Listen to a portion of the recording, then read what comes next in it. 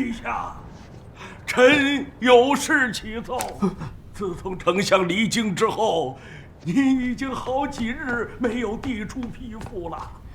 陛下，大哥哥，大哥哥，你快想想办法救救朕啊！那个爷爷太难缠了。陛下学我说话即可。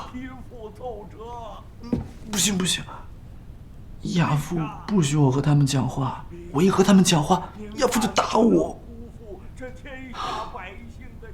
陛下别怕，有大哥哥在呢，没人敢欺负你。真的吗？真的，好孩子都是用来夸的，怎么能打呢？大哥哥，陛下，臣教您一个哄家长之术。陛下，求求您了，您一定要勤政啊！记住了吧？朕记住了。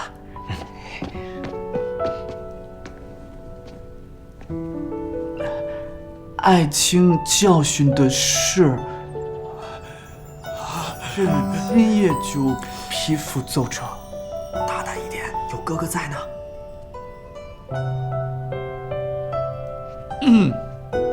爱卿教训的是，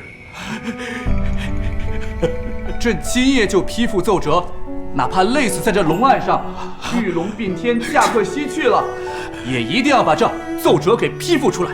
不管怎样，这才是元气皇帝啊！丢我大圣列祖列宗的脸。